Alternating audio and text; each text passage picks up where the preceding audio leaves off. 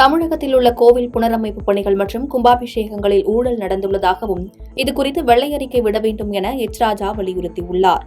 புதுக்கோட்டை மாவட்ட பாஜக அலுவலகத்தில் நடைபெற்று வரும் உறுப்பினர் சேர்க்கை முகாமை ஆய்வு செய்த பாஜக ஒருங்கிணைப்பாளர் எச் ராஜா செய்தியாளர்களை சந்தித்தார். அப்போது பேசிய அவர், திமுக அரசு பொறுப்பேற்றதில் இருந்து செய்யப்பட்ட கோவில் புனரமைப்பு பணிகள் மற்றும் கும்பாபிஷேகங்களை கள ஆய்வு செய்து வெள்ளை அறிக்கை தமிழக அரசு வெளியிட வேண்டும் என வலியுறுத்தி பேசினார்.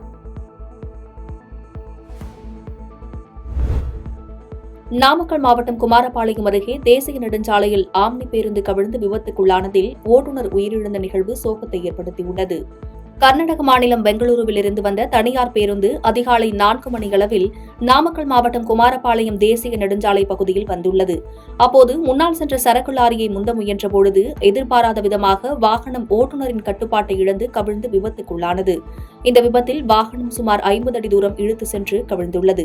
இதுகுறித்து தகவல் அறிந்த குமாரபாளையம் தீயணைப்புத்துறை மற்றும் போலீசார் சம்பவ இடத்திற்கு விரைந்து வந்து விபத்தில் சிக்கியவர்களை மீட்டு மருத்துவமனைக்கு அனுப்பி வைத்தனர். இதில் தனியார் பேருந்தின் ஓட்டுநர் பழனியை சேர்ந்த வீரபிரதீப் என்பவர் சம்பவ இடத்திலேயே உயிரிழந்தார். மேலும் 20க்கும் மேற்பட்டோர் பலத்த காயமடைந்தனர். இந்த விபத்து குறித்து குமாரபாளையம் போலீசார் வழக்கு பதிவு செய்து விசாரணை மேற்கொண்டு வருகின்றனர்.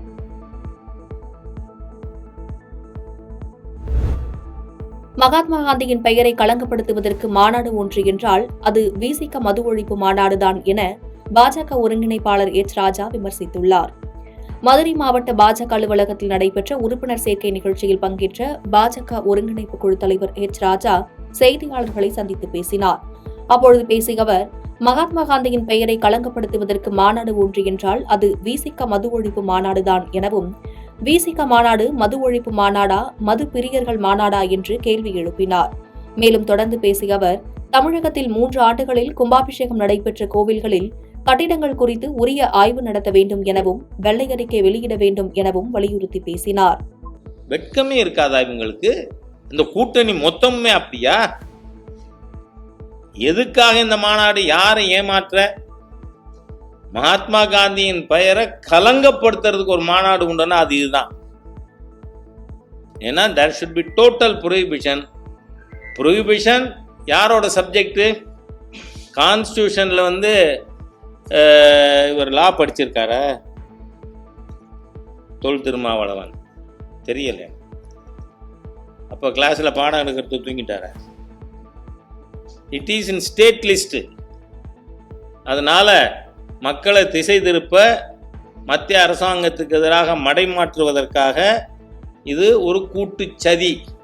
ஏன்னா ரூமுக்குள்ள போகும்பொழுது சுருத்தையா போனார், அப்போ வெளியில வரத்த பூனைக்குட்டி. அதிமுக உட்பட எல்லா எதிர்கட்சியும் கூப்பிடுறேன்னு சொன்னார்ல, அப்புறம் இப்ப என்ன சொன்னாரு? நாங்கள் அறைகூவல் படுறோம், இஷ்டம்னா வா. பாதகம் செய்பவரை கண்டால் நாம் பயங்கொள்ளலாகாது பாப்பா, மோதி மிதித்து விடு பாப்பா, அவர் முகத்தில் உமிழ்ந்து விடு பாப்பா.